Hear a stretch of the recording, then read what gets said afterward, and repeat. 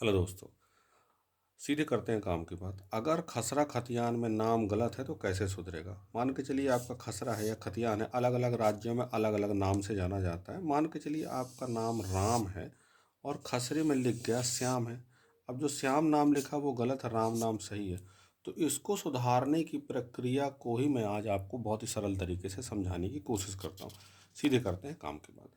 मान सबसे पहले तो हमको ये देखना पड़ेगा कि त्रुटि का प्रकार क्या है। देखिए, आपने इसको पढ़ ही लिया होगा कि पहला तो ये हो सकता है कि आपका नाम गलत हो सकता है खसरा या खतियान में आपकी जात गलत हो सकता है आपका उसमें पता गलत हो, कुछ का गांव, आपका गांव कुछ है या शहर कुछ है, कुछ लिखा हो सकता है रकबा आपका 2 हो उसमें 1 लिखा हो, या हो सकता है 1 हो उसमें 2 लिखा हो भी हो सकता है खसरा नंबर ही गलत लिखा हो सकता, कुछ भी हो सकता है। तो अपन ये इस इतने तरीके के पॉइंट्स हो सकते हैं जो कि गलत हो सकते हैं आपके खसरा या खतियान में। लेकिन हम आज बात कर रहे हैं सिर्फ नाम की। कि मान के चलिए आपका नाम गलत है तो उसको हम कैसे सुधारेंगे। तो सबसे पहले तो कोई भी काम करने के पहले सरकारी कोई भी काम होता है तो उसकी एक प्रक्रिया होती है। तो उसमें हमको क्या क्या कागज़ लगेंगे, वो खसरा या खतियान प्लस नक्शा, इसको आप एडिशनल जोड़ लीजिए, ज़रूरी नहीं होता पर आप इसको लिख लीजिए। फिर भी खसरा या खतियान आप रख लीजिए। आपके पास अधिकार पुस्तिका होगी या ऋण पुस्तिका या बही भी उसको कहते हैं। आपके पास ऑनलाइन भी हो सकती है, पुरानी भी हो सकती है, जो भी हो ऑनलाइन भी रख लीजिए, कॉपी करा लीजिए, और पुरानी की भी कॉपी करा लीजिए। करेक्ट। अब उसके बाद आपके पास अगर ज़मीन खरीदी हुई है आपकी तो रजिस्ट्री की कॉपी रख लीजिए, और अगर खरीदी हुई नहीं है तो आपके पास जब आपका नाम गलत हुआ है उसके पहले जिसका भी नाम था जब सही था तो वो ले लीजिए। और अगर आपका नामांतरण किसी आधार पर हुआ तो नामांतरण का आदेश ले लीजिए। करेक्ट। इसमें एक पॉइंट और ऐड हो जाएगा कि नामांतरण का आदेश ले लीजिए। करेक्ट। अब आगे चलते, अब आधार कार्ड की कॉपी ले लीजिए। एड्रेस प्रूफ अगर कोई एडिशनल रखना चाहें आप तो रख सकते हो। शपथ पत्र, शपथ पत्र कैसा रहेगा कि श्रीमान, जो भी आप अधिकारी में आगे बताने वाला हूँ, महोदय मेरा नाम पहले मान के चलिए राम मेरा सही नाम है लेकिन गलती से श्याम हो गया है, तो सुधारने के लिए मैंने ये दस्तावेज लगाए हैं, कृपया सुधारने की कृपा करें। बहुत ही साधारण तरीके से। करेक्ट। आगे चलते हैं। अब कागज़ और दस्तावेज कहाँ मिलेंगे। देखिए, खसरा खतियान नक्शा आजकल ऑनलाइन अवेलेबल है।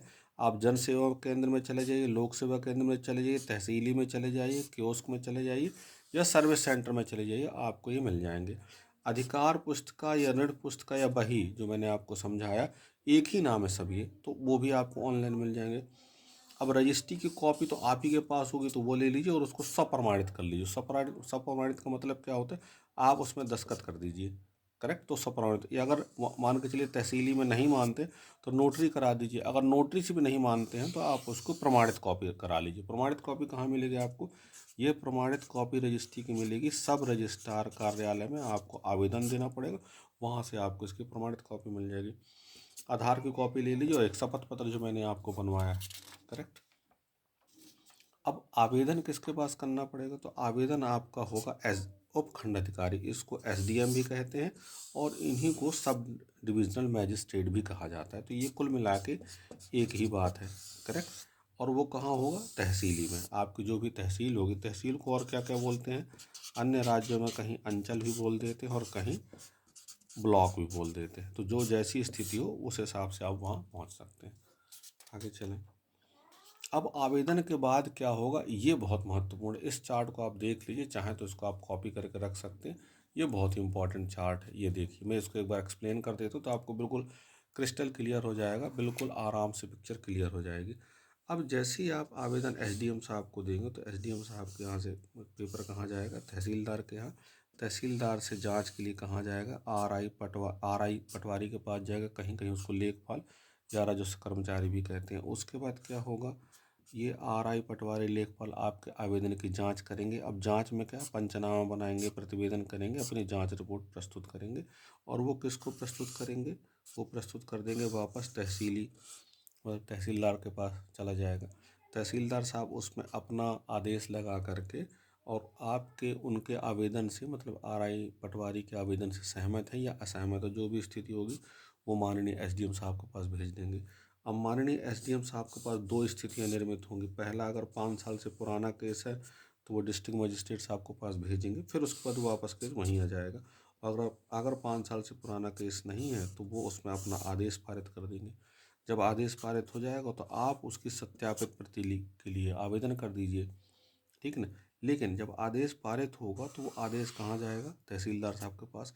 फिर तहसीलदार साहब से आरआई के पास जाएगा और यहाँ आरआई पटवारी के पास जा कर के पूरा आपका नाम जो गलत लिखा था वो सुधर जाएगा, करेक्ट। और जब वो सुधार हो जाएगा तो आप उसकी सत्यापित प्रति ले लीजिए, करेक्ट। थोड़ा सा आपको जिग जैग लगा होगा ऐसा वैसा कैसे, मैं इसको एक बार बहुत अच्छे से और समझा दूंगा, करेक्ट। अगर वीडियो आपके काम का है तो प्लीज़ सब्सक्राइब कीजिए। फिर मिलते हैं अगले वीडियो में। Thank you.